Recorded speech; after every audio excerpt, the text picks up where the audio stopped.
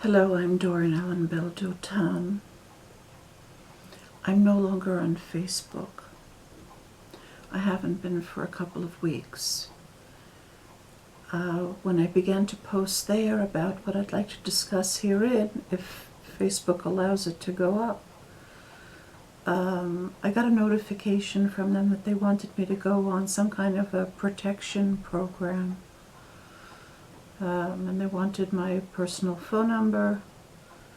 And the reason that they gave for suggesting that to me was that they said that my page could potentially reach a lot of people, which is true, but the ironic humor in that is that because they're shadow banning me, it's not.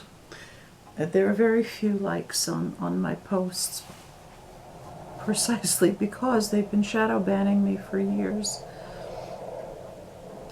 I'm also shadow banned on Twitter.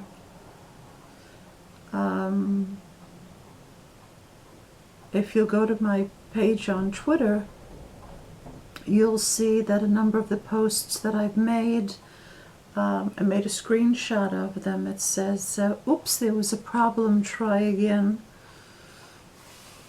And there are also very few views on my posts.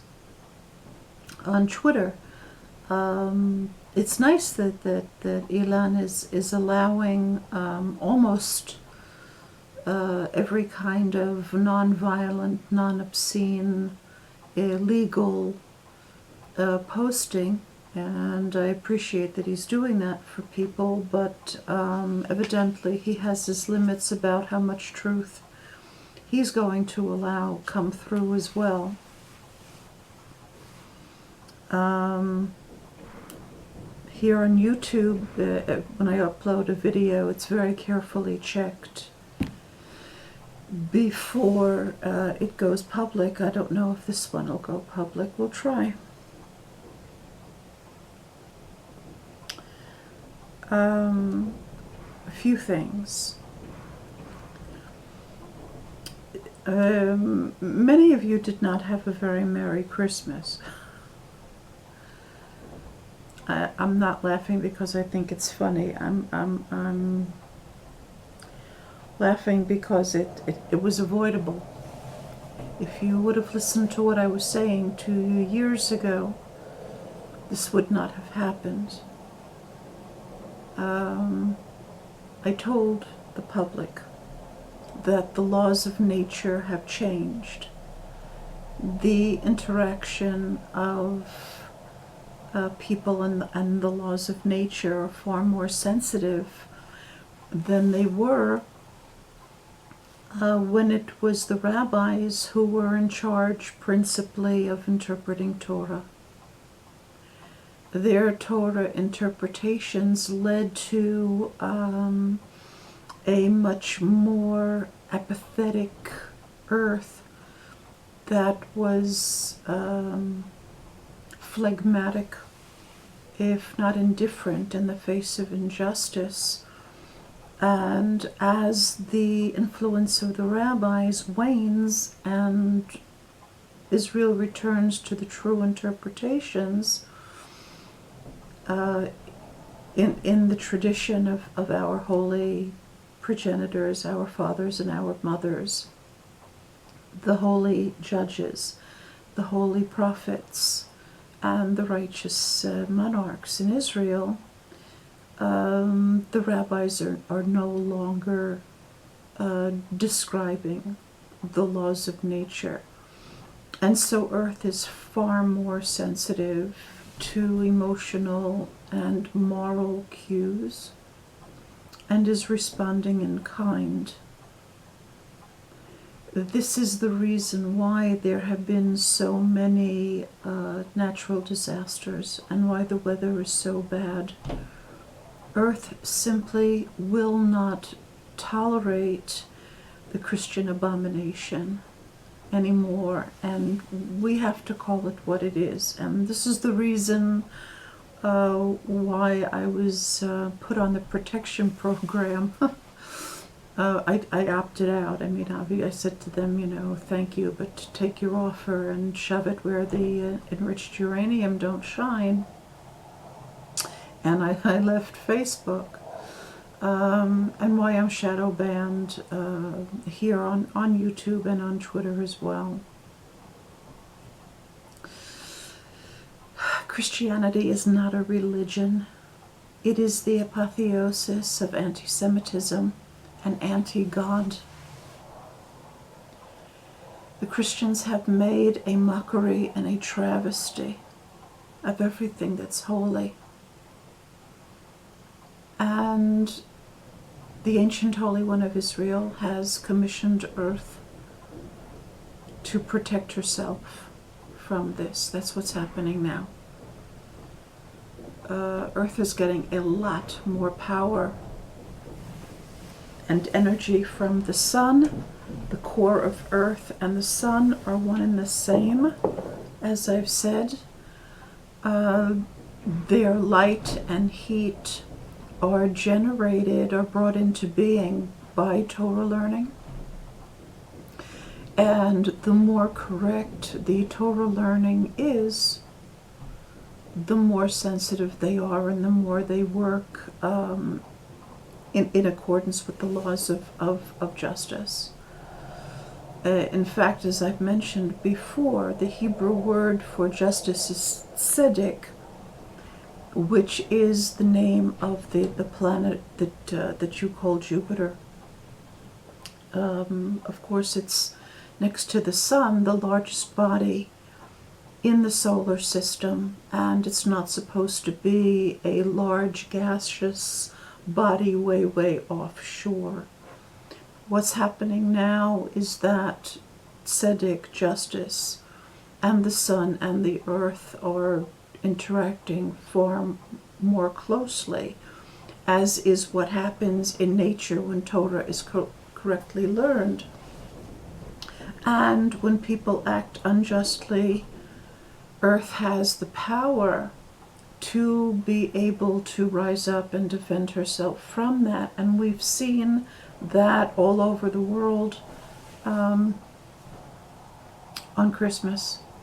Here in Israel, thank God, the weather is very good. The geological conditions are very stable, and God is clearly protecting us from what is happening in the rest of the world. We're actually living in a different version of Earth than is what's going on outside of Israel. The Hebrew expression for outside Israel is very interesting. It is chutz la'aretz, which means outside of Earth, or outside from Earth. In other words, anything that isn't Israel is now becoming extraterrestrial. In other words, you're being put out of the pale of physical existence if you're not acting in accordance with justice. There are going to be major changes in Israel. The rabbinical establishment thinks that it's coming into unprecedented power. Actually, it's coming into unprecedented visibility. God is raising them up to the purpose of exposing them for what they really are to the Israeli public and to the world. Actually, everyone is going to see the stripping away of the masks of the rabbinical heresy, of the Babylonian heresy, upon which Christianity and Islam are based. And there's going to be a major upheaval when that happens. What you've seen so far, these are the warm-up exercises. It's going to be big. And it's going to be beautiful. it'll be a little scary, but everything is going to go back to the way it's supposed to be. And we're going to be living in a world in which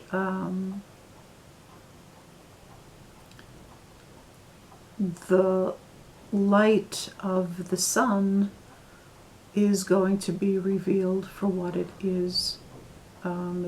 It's going to actually, it's right now, it's in what's called in Hebrew a nartik, which is kind of an encasing. The sun that we see is actually being damped down and muted down. It's going to be revealed for what it is, which is the wisdom of Hashem in the physical world. And those who can tolerate it and love it are going to experience it as heaven. And those who can't are going to experience it as hell. Yeah, that's what's going to happen very, very soon. The Jews and the blacks in America who are confronting one another in a kind of a standoff.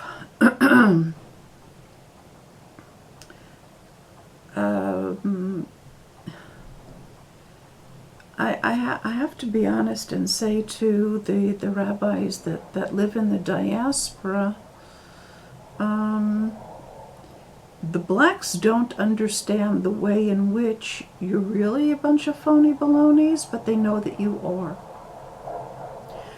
Of course, they're not the real Israel. But truth be told, many of you rabbis are not the real Israel either.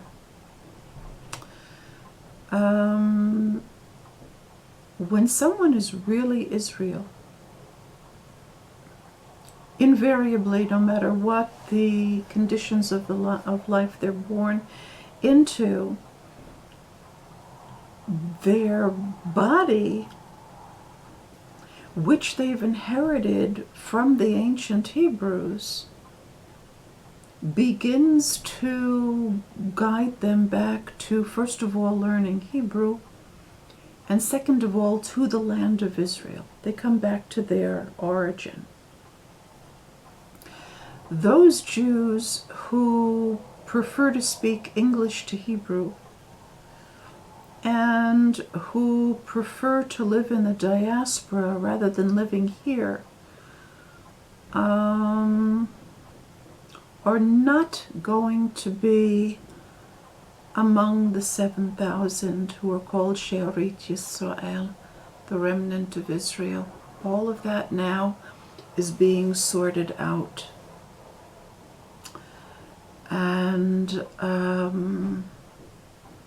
the fact that the blacks are screaming at you that you're not real Jews,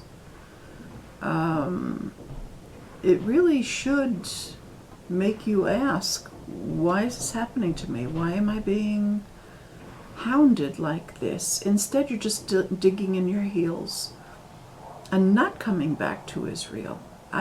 If at this point you Jews who are living in the diaspora, who are seeing desperate geological and meteorological conditions, the economies are falling apart. You're being confronted by belligerent, inimical Gentiles. You're being made a mockery of by people who are clearly not Jews, saying that they're more real Jews than you are. And you're not rising to these challenges.